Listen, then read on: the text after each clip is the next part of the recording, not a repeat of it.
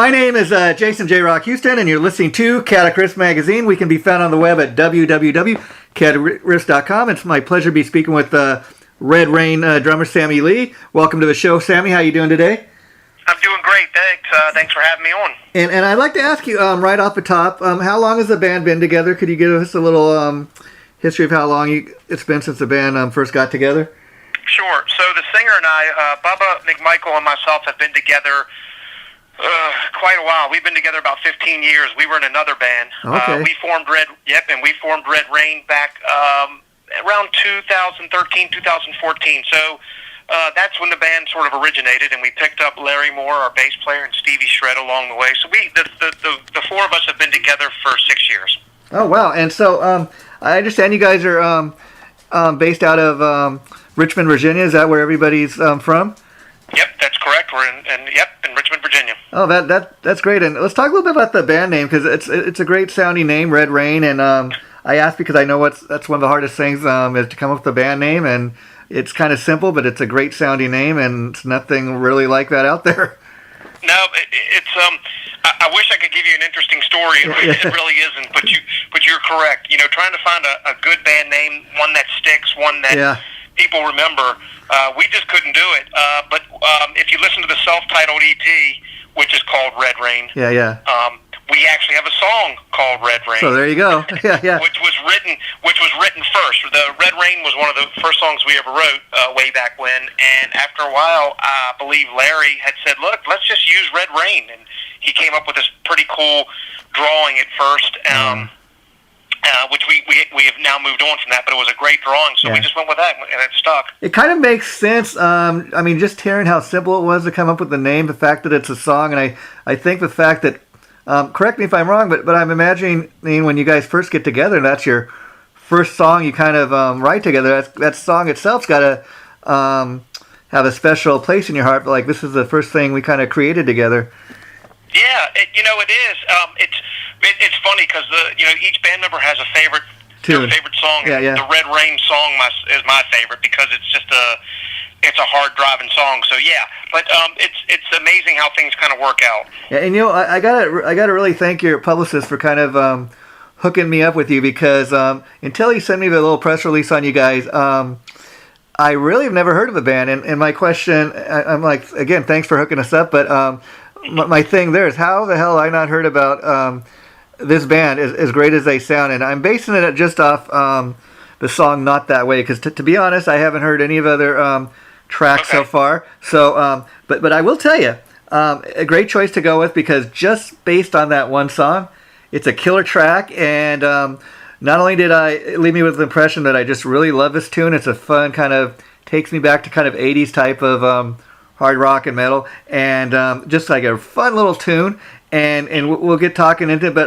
it really left me like, even though it's the only track I've heard so far, it's like left me wanting more. well, I appreciate that. Thank you. Those are great words, and we really appreciate that. We're pretty high on that song too. So in fact, I was reading the press release I was sent, and it was talking about you guys have a debut EP. I'm not sure how many tunes are on that, but it was saying something to the effect that pretty much for anybody who's into any type of music, there's something on the EP for kind of everybody. Everybody could kind of pick a song to love, but this is kind of this song we're talking about, Not That Way, it's kind of got that it factor, and I would have to agree, because I think anybody who listens to that tune is just going to it's going to rock their world. It's going to it's nothing but like, it's kind of like listening to I equivalent almost to like Van Halen music, in the sense that Van Halen music for the most part is just good time, good feeling music. I mean, great example of that. Well, the song sounds nothing like it, is kind of Dance the Night Away, but it just leaves me having that fun, good feeling. Well, I appreciate that, and it's funny because I'm, in interviews along the way, I've said there is something on this EP for everybody. Yeah. Rock and roll, and again, everything I'm telling you is my opinion, but rock and roll, in my opinion, has gotten away from that sort of, let me just put on a song and escape from the rest of the world. I think there's so much going on, but,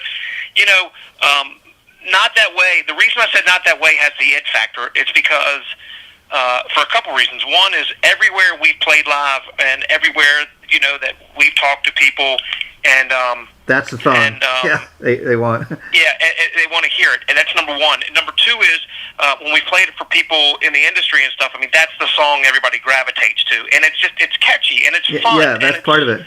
And I think.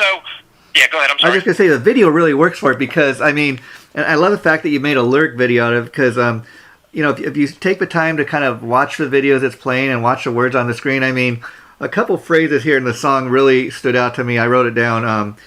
You had your chance and let it slip away. Not even talking about the song, but how true is that in so many of our lives where people kind of maybe took a person for took it for granted, or you didn't appreciate what you had in life and you just let it slip away, and all these years later you want it back. So it's very fitting. Those words, whoever wrote the lyrics, they just really stand out. Well, Bubba, our singer, is our main songwriter. Yeah, and it's a lot of our songs are about personal, about relationships. Yeah. And sort of things that maybe he had gone through, or some people that he knew had gone through, and so that's sort of where we found our niche. But yeah, it's you can find that true about anything, but it really is about a relationship of a guy and a girl that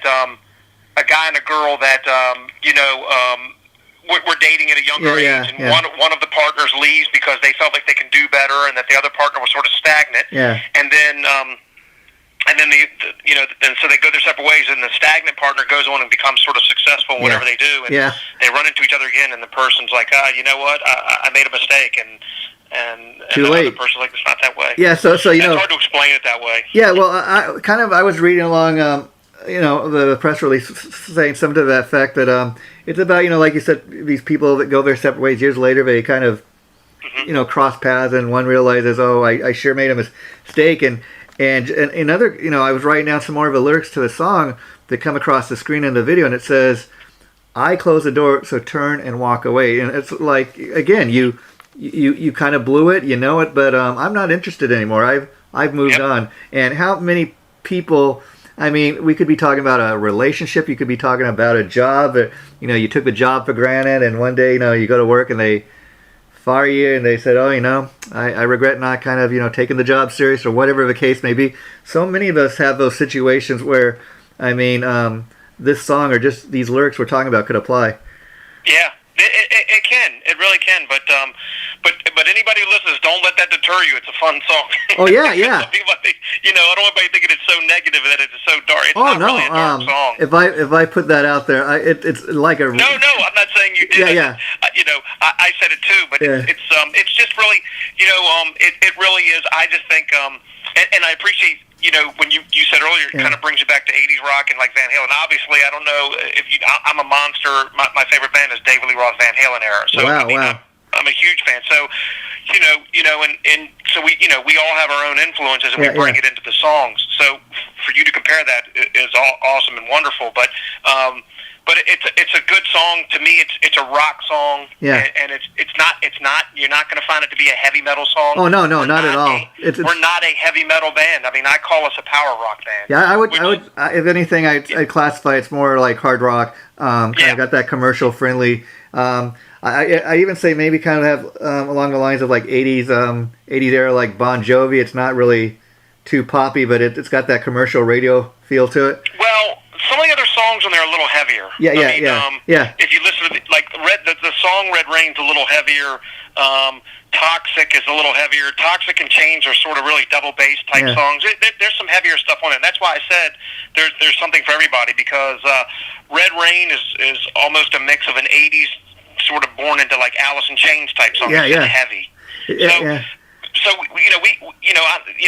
hard rock, heavy metal. It's been so intertwined with what. So when people ask me what kind of music would I say we're sort of in the realm of the Van Halens, the Aerosmith, the AC/DC type band. So and see, Van Halen is a power rock band. That's what we call ourselves. Van Halen is a great example you kind of compare it to, because if you're a Van Halen fan, goes back to the original lineup like you and me. I kind of love it all. I love Sammy, Dave, and even stuff on the Gary Sharon album, but because it's all got Eddie, and it's just great music. But at the same time, when you take a band like Van Halen, okay, they got a great little pop tune like Jump, and then on the same album you got like Hot for Teacher, where if that's the only thing you heard from Van Halen, you'd think they were a metal band, but right. they got every kind of song imaginable. They got they did great ballads like Dreams and Love Walks In and When It's Love. So again, another great rock band. We'll just say rock band in general that has some great tunes. And depending on what album you hear, you may think, oh, this is a metal band or a hard rock band or whatever. But again, and it's interesting you bring up Alice in Chains, because I was not a big fan of a lot of those grunge bands, because like you said, I grew up listening to kind of like good time feeling party rock bands like Van Halen and Motley Crue and stuff like that. And right. and Alice in Chains I lean a little more towards, because they did kind of have a Sabbathy kind of metal vibe to what they did. But all these bands we're mentioning, the one thing they have in common is great songwriters.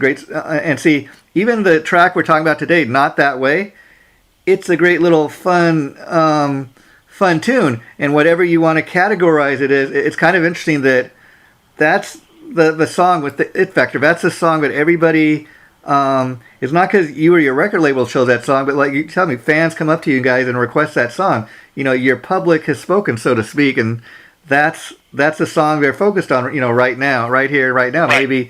Maybe a year from now it'll be another song. Who knows? Well, that's the good thing is, we've played sort of up and down the East Coast more. We've been, up from Erie, Pennsylvania, down to Charleston, South Carolina so far, and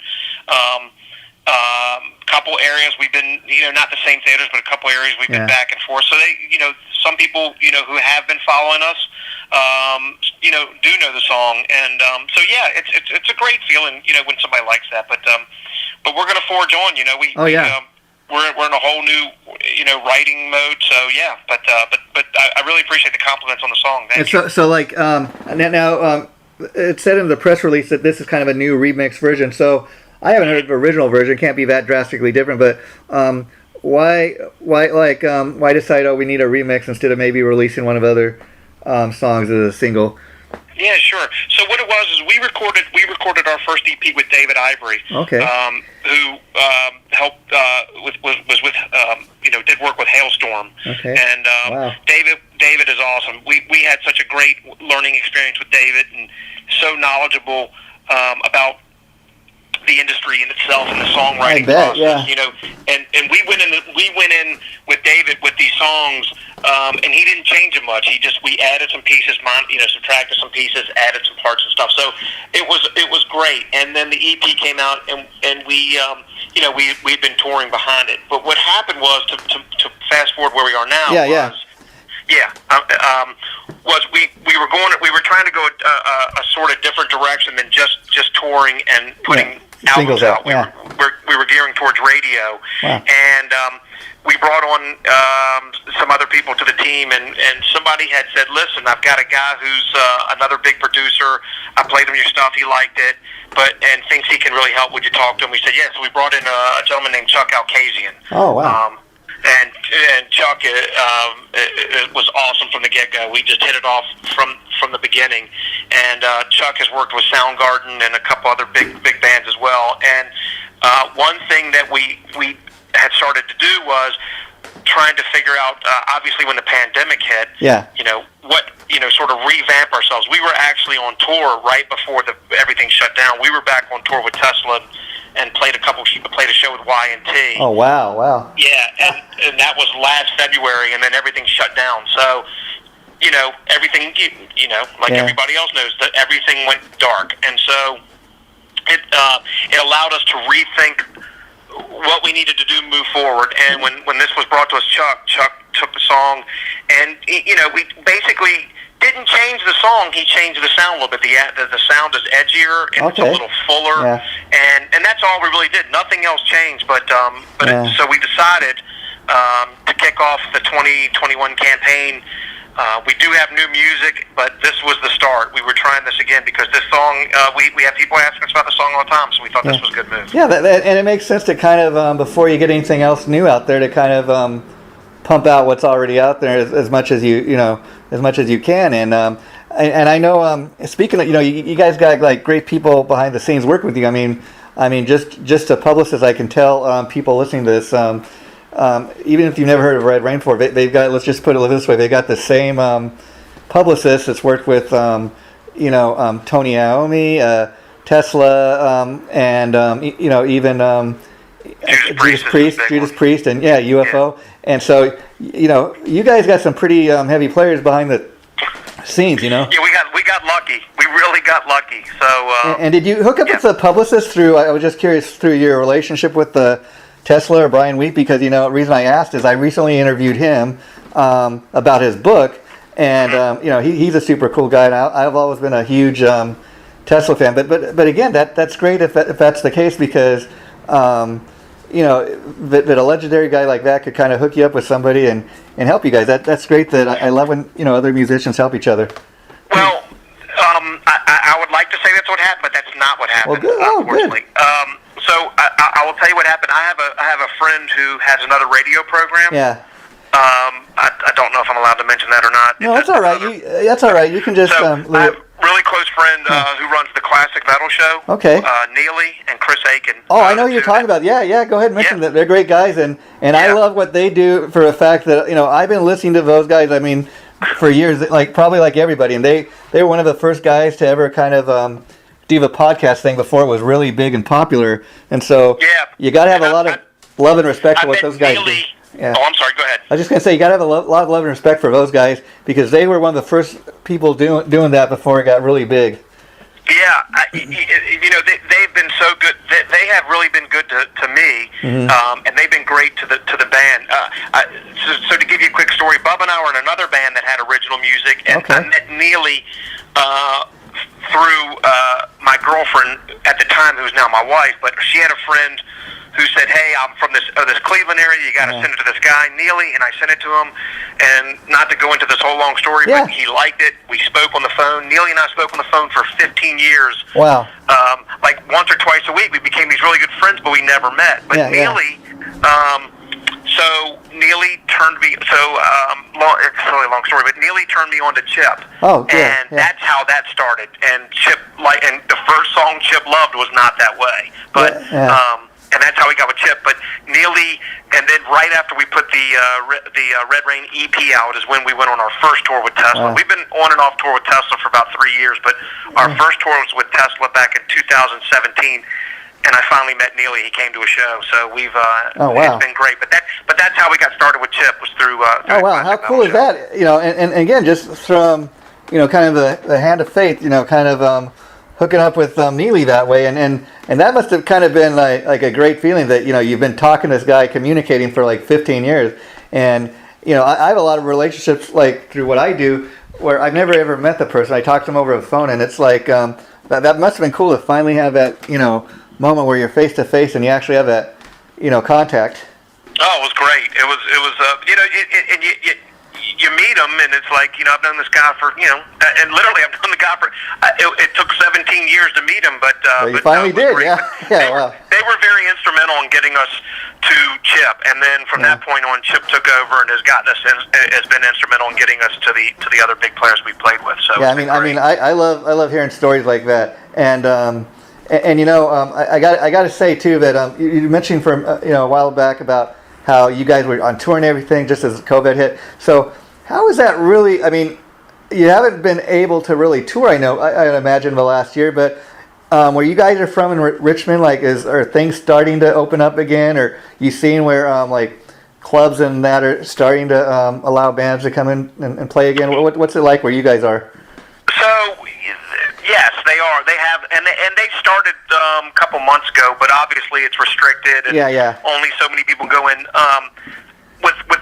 Without sounding, I don't want to sound egotistical, because I have no ego about I hear whatever. But we don't generally play clubs here because we're an all original band. We don't play cover tunes. We don't play one cover song, and so when you play more, I think more clubs, people want half and half. If you're going to play originals, they at least want 75, 25, and 25 originals, and we just we went a different path, and Well, good for you. I mean, whatever works, you know. And I mean, I don't want to disrespect anybody, no. You know, but that's just the path we chose. But I think, you know, the clubs are opening back up. I know there's some shows. We actually had a show May 8th, which just got moved to the 17th of July. But we're playing our first show as of right now is July 17th in Roanoke with Jackal. That's going to be our first show. Oh, Jackal! That's another kind of one of those legendary bands. I mean, Jackal's like a lot of those great bands from that time.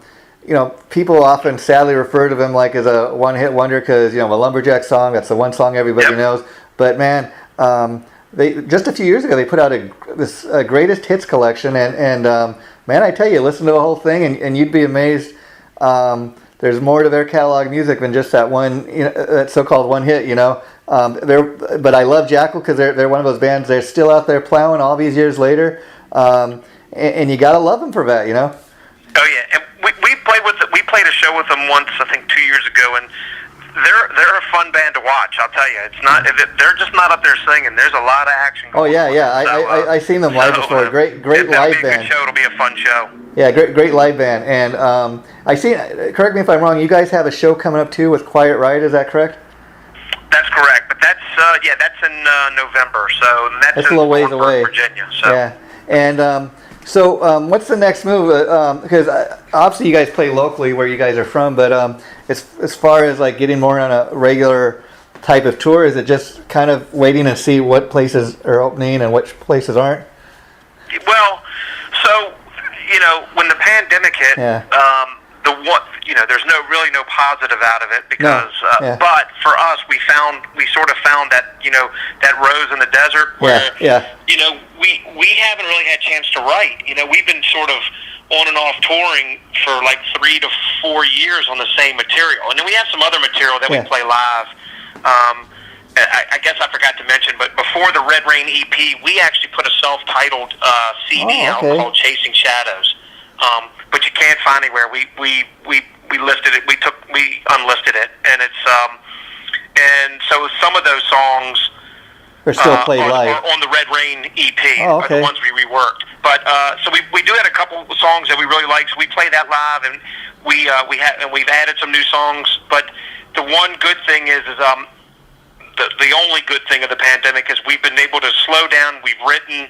We have a bunch of new songs. We've recorded a brand new tune that we thought was going to be the one that was going to start the 2021 campaign, but we nixed it and went with Not That Way. But I think this will be the next one. So we have a brand new tune that nobody's ever heard in the chamber, ready to go. So but how cool is that? You know, and I love hearing that story too because.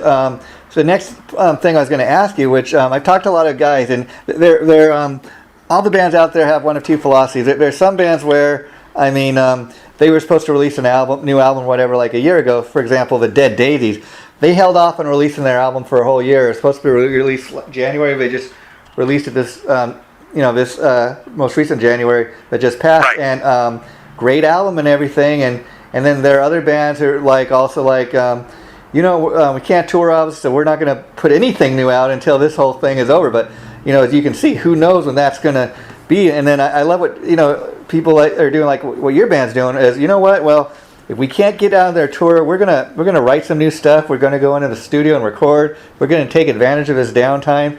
And I know some guys who told me, I've got my band's got our next 3 albums already in the can. And I think that's cool because even if you can't tour right now and you release a EP or whatever, or even just a single, you're giving your fans something new to listen to, and I think that's fun as opposed to saying, well, we really don't know when we're going to do anything new because of what's going on in the world. So I love that approach. Yeah.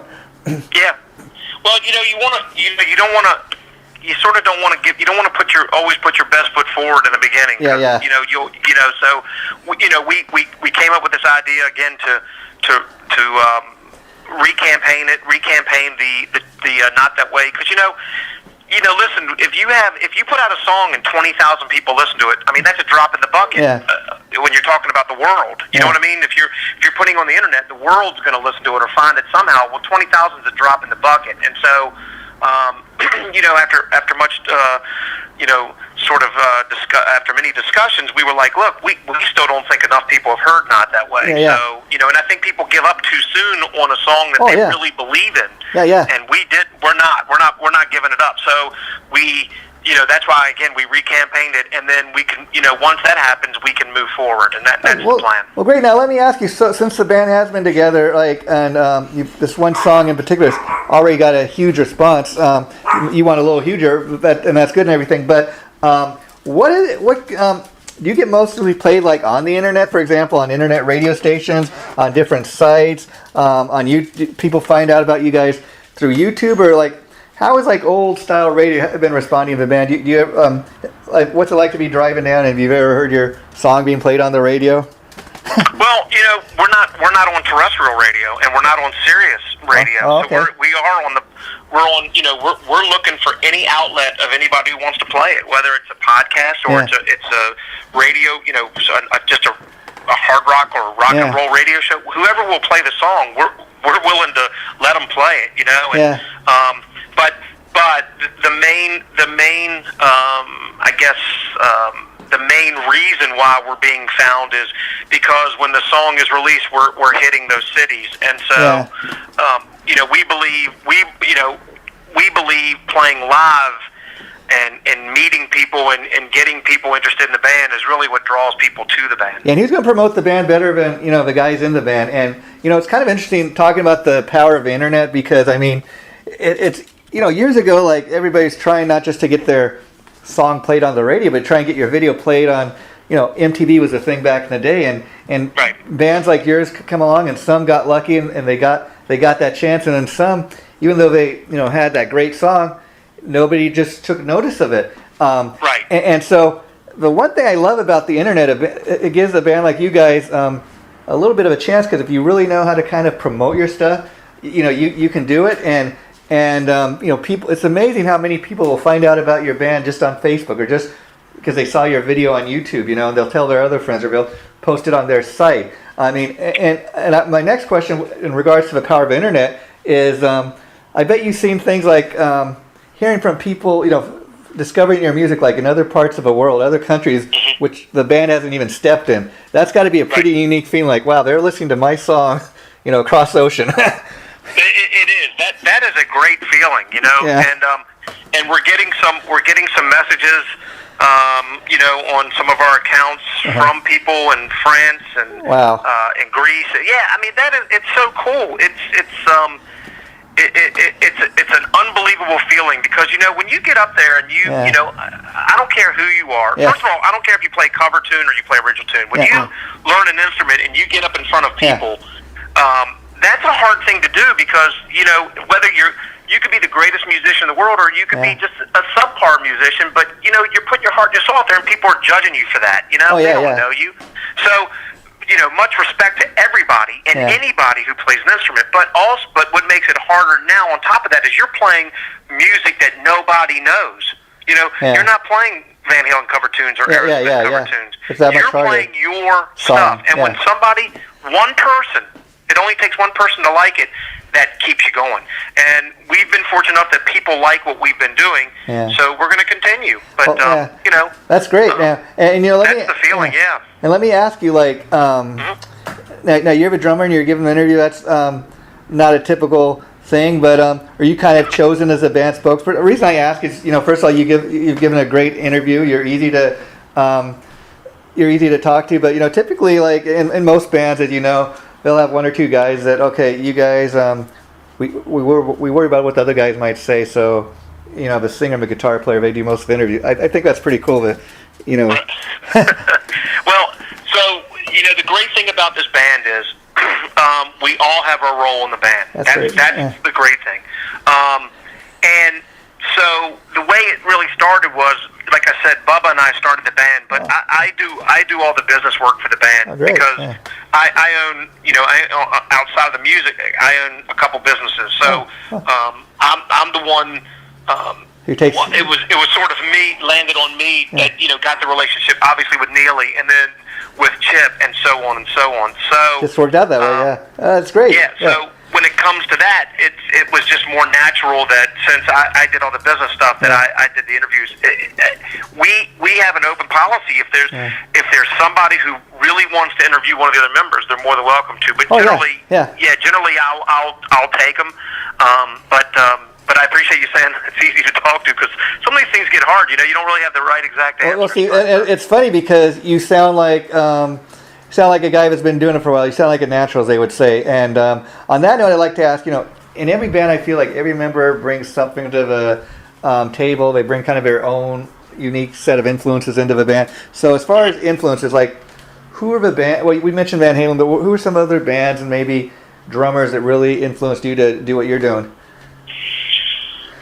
So, well, I mean, again, the major influence for me was Alex Van Halen, but there's so many drummers. I mean, obviously the easy ones are Bonham and Neil Peart, but I love Keith Moon.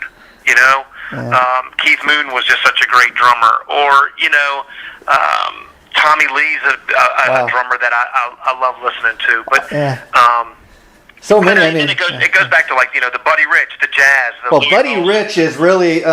He goes way back, but he's even somebody way back before I was even alive. But I will say this: you watch some of. I know he's a guy that really influenced many people, but like Carmine Appice is always talking about how he influenced him, and all these guys you mentioned. One thing they all have in common is they're real physical players.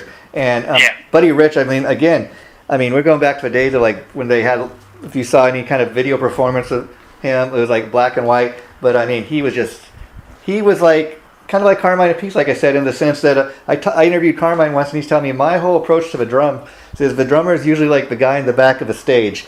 But when people come and see me play, I want their attention to be on me. And a lot of times he's any band he's been in, Rod Stewart, King Cobra, whatever band, Blue Murder.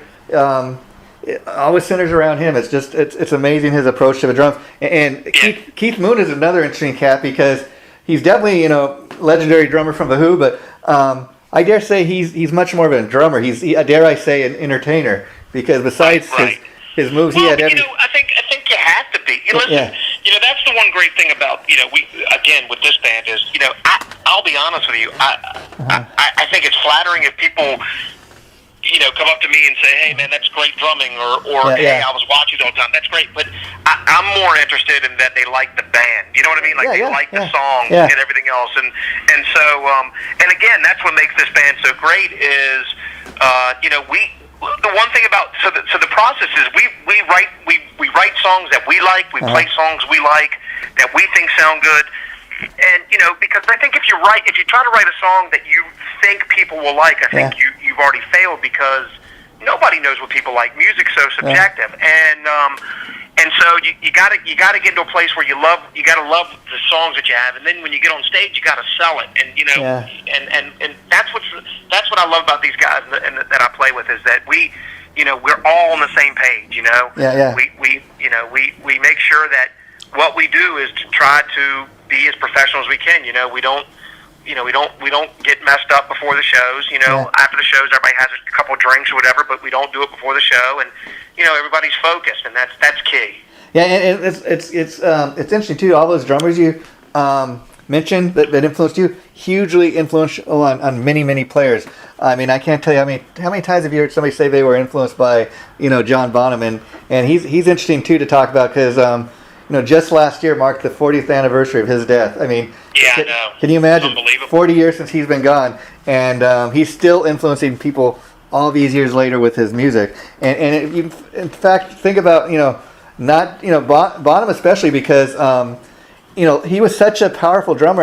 I do think that Led Zeppelin could have easily carried on it with another drummer, but the band themselves kind of felt like, I've heard even Robert Plant say this over years, that Bonham, he was just such a great drummer, but we just did not see a possibility in our hearts of carrying on without him. The drummer, again, of all people in the band, they felt that much of this guy, and it's kind of true, because although they've done shows with Jason Bonham, he's not his father, but he's really the only one that they could really, I think, that the fans would accept in that seat, if you know what I mean. Well, sure. But to go back to your point, it's funny because you're right. Listen, the Who went on with great drummers. They went on with Kenny Jones. Yeah. They have Zach Starkey in there now, who is unbelievable. But when you talk about the Who, most people still talk about Keith Moon. Yeah. He was a presence, and so I agree. But I mean, there's so many. I mean, there's just so many great drummers. I mean, I know I've missed a billion of Carmine and Vinny Appice. They're great. And you could go on and on. Yeah. Tommy Aldridge. I mean, I love Tommy Aldridge. Yeah. Rod Morgenstein.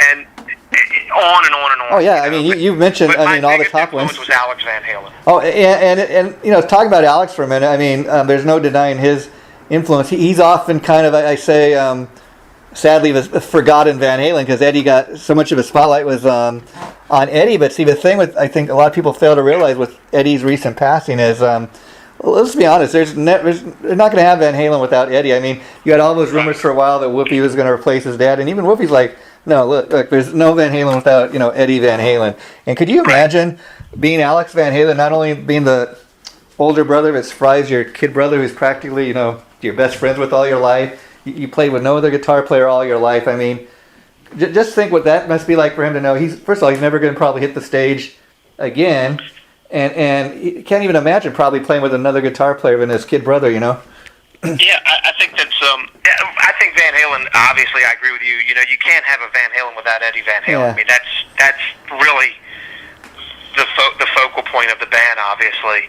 But but the thing about Alex is, I have told people that I think Alex Van Halen is one of the most underrated drummers because every time you get a top 10 poll, he's rarely in it. I mean, he's usually in the top 20. But how do you not let this guy be? How is this guy not a top 10 rock drummer? Yeah. I'll never understand that. You listen to any Van Halen track, but I think probably just to kind of prove what a powerhouse of a drummer he is listen to Hot for Teacher. I mean, the drums are all over the place, but I mean, man, what a monster drum sound right on that one track. Oh, I mean, listen to that. Listen to Loss of Control. Women and Children First. I mean, that song is just, his beat is just a little sick. I mean, there's so many songs. Yeah. Romeo's Delight. You can go on and on about some of the stuff that he's done, and it's crazy, and it's. Listen, I mean, technically, is he as good as Neil Peart? Probably not. Yeah. Is he as influential as John Bonham? No, but there is influence there. Definitely. And it has to be. It has to be to a point that he has to be considered in one of the top. In my opinion, top 5, top 10 rock drummers of all time. He's very overlooked. I'll say that. But Neil Peart. I mean, he's worth mentioning for a while because. His passing was like just about 2 or 3 years ago, and so it's more recent. But interesting thing about Neil Peart, I think why a lot of people always talk about his influences because a lot of people forget he's not the original drummer of Rush. He was in the band longer than the original drummer. But the other thing why Neil gets a lot of kind of kudos, not just for his drumming, but a lot of people might think that it was Geddy Lee wrote all those great Rush songs. No, Neil Peart wrote most of the lyrics. Yep, I know. It's crazy. And so that's why Rush, I think, kind of, Geddy and Alex kind of decide, again, very much like what Led Zeppelin did. No, we had our time in the sun. We'll, now that Neil's no longer here, we're going to kind of retire from the stage because I guess they could carry on. But let's be honest, even with Geddy and Alex, and if they got another drummer, it'd be a very different sounding Rush, because you'd have somebody else writing the music now. It's not the same. It's just not, and it's, but there's, again, I mean, there's so many drummers I've left out that are just so influential, but those were probably obviously the obvious choices. Yeah, and so just a few more questions before we wrap it up. Now, you mentioned that you guys had a previous full length, and you've kind of it's out of print, and you're kind of, I guess, I don't know if your plan is to redo all the stuff that was on there, but why did you guys kind of, scrap that first release? Did you think it sounded too much like a demo, or what? Well, so the first release is so again, 5 of the songs that were on the first release. Okay. We did like 9 or 10 songs on Chasing Shadows, but 5 of them are redone and on the EP. So the EP Red Rain is really 5 of those songs, but. While the songs were good, they might not have been up to snuff, so to speak. Up to snuff. Now we do play some of them live that are up to snuff, and we are talking about maybe recording, the rest of them. Maybe two more that were on the CD that were really good, but we kind of moved on from that, and there were some songs on there that the Chasing Shadows CD was more of a self-indulgent CD. Okay. We played way too fast. We played way too many notes in a bar. It did not flow very well. Well, see, that was like many things. That's probably the band at that time, and I say that because probably if you were to go in the studio, like you said, and redo those songs, you'd probably do them obviously a drastically different way. But would it be that drastically different? Do you think, or? Well, that was the great thing about working with David was the 5 songs like Not That Way, Toxic. Not That Way, Toxic, Chains, and Not That Way. Not That Way, Toxic, Red Rain, and. I'm missing a song. Oh, that's all right.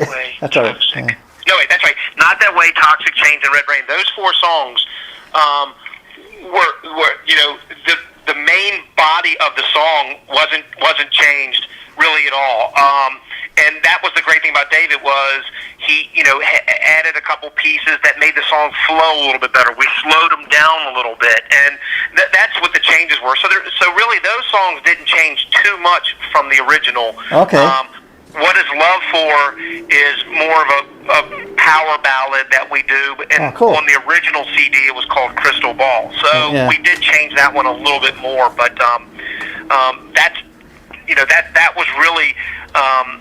Sort of, again, we were self-indulgent on the first one. Everything was, way too fast and almost like did not groove and didn't have, and the melodies got lost. So now let me ask you, that was the only difference. Let me ask you, with working with this new producer, he's coming here kind of with fresh ears. He's hearing those 5 songs kind of for the first time. Now, whatever he did to tweak the songs or kind of suggestions he made, did you guys kind of get the feeling, okay, he's kind of hearing how we wish we had done it, or we're kind of hearing the same thing, or no, I wouldn't say that. The way David did it was awesome. But you got to remember the EP was recorded a little while back. No, I would not say that anything David did is. We would have said, listen, anytime you put something on that's on something forever, like a tape or record or whatever, you listen to it, you go, oh my God, man, I could have done a different lick there, or guitar players, I could have played a different chord here or whatever. Yeah, you're always going to have that, but no, everything David did, I would never have second guessed it. Yeah.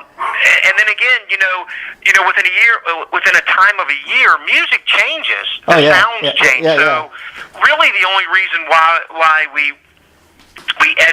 sort of did this edgier, bolder sound was because obviously from the original it's changed a little bit, but moving forward it's given us a little bit more of a bold sound than we did have. So we do like it, but no, what David did was remarkable. Yeah, and it's cool because like you said, there was a time when if you would have been signed to a label and you go to the label and you say, hey, we want to pull the previous record, we don't want it on the market anymore, you probably got some kind of pushback, but things aren't like they once were. Where you got a little more power to say, no,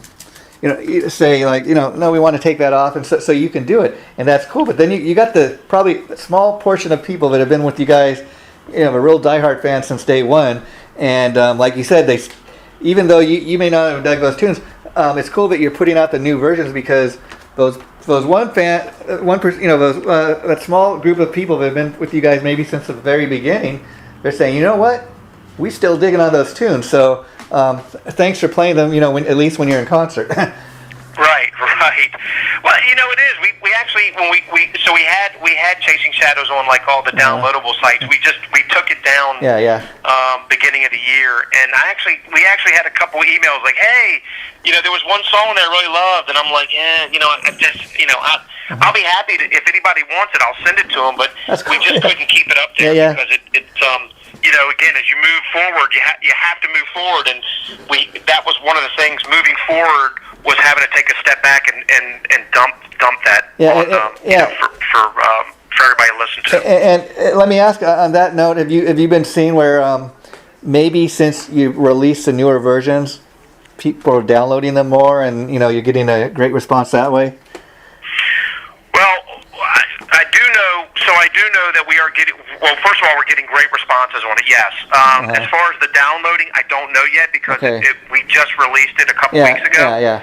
So I don't have the numbers yet. I try to watch them when I can, but I think it's too soon to know. But yes, we're getting. I do know that the original song had another original lyric video, and this new music lyric video and the new song has 4 times surpassed what we had before. It's getting out there, and people are getting a hold of it. So yeah, that in that respect.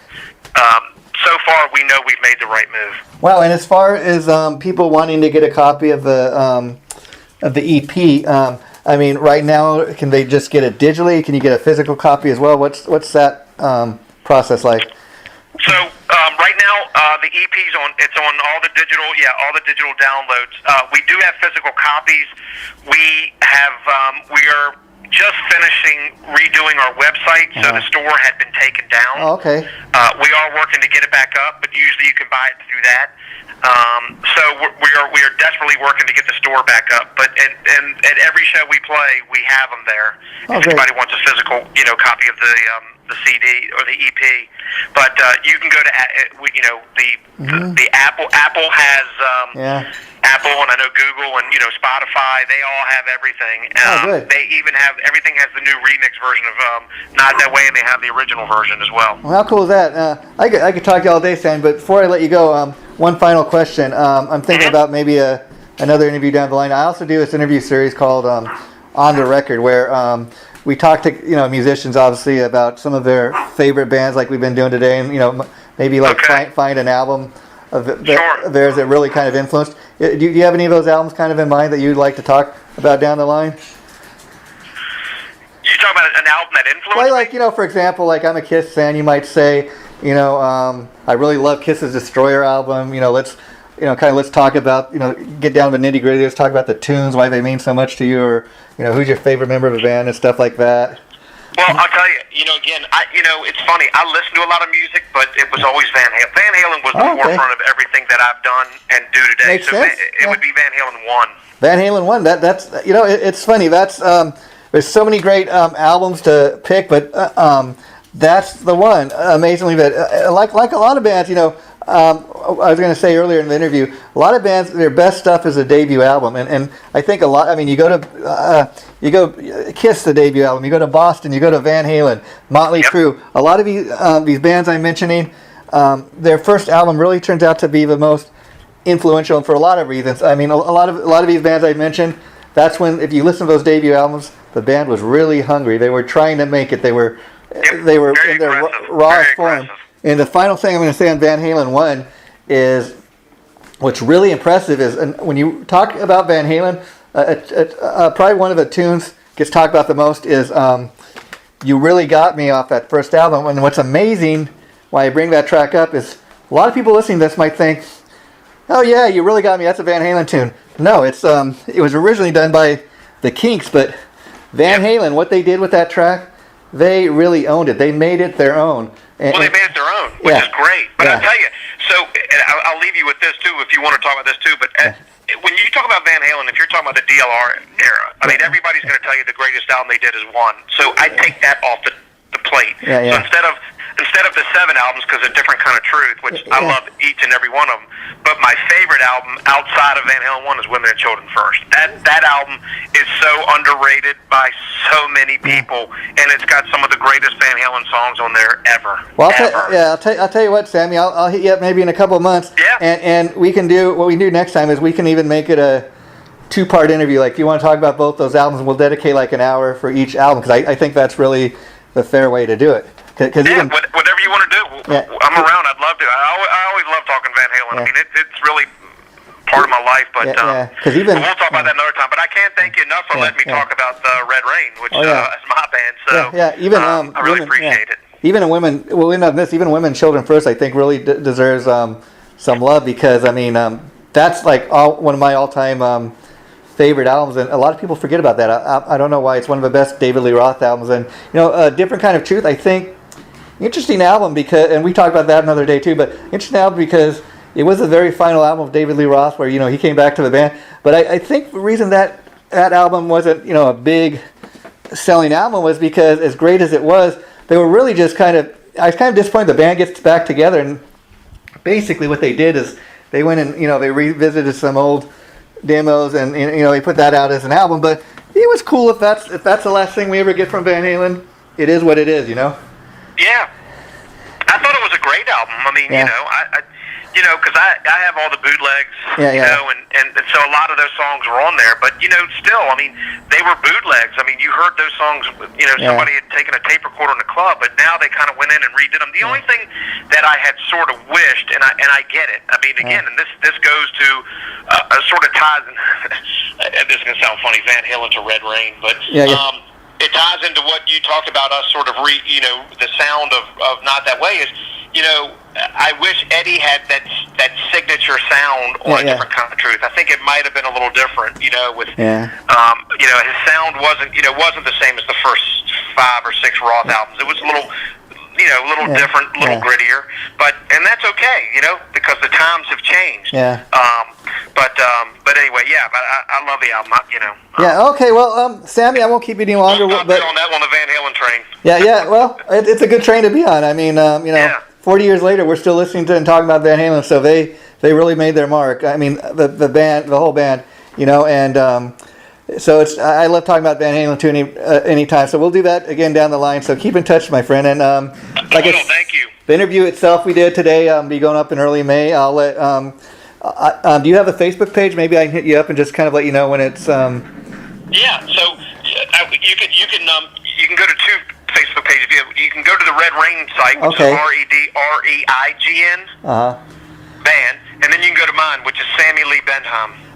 And you'll know it's me because I got a Van Halen insignia on there. Okay, well, I'll be friending you later, Sammy. So thanks for doing this, and we'll be in touch. Hit us with that. But listen, I can't thank you enough. Thanks for letting us spread the word. And, well, you got a friend. If you ever need anything, when you hit me up, I'll send you a message with my email. You can always anytime you need. Oh, that'd be great. That'd be great, Sam. And so just keep this in mind too. Final word for today is you got a big supporter in me because I want to hear the rest of his stuff. And maybe I'll even go and get the album when you put it back up for sale. But you got a big supporter in me, so anytime you got anything to promote, feel free to drop me a line and we can do this again.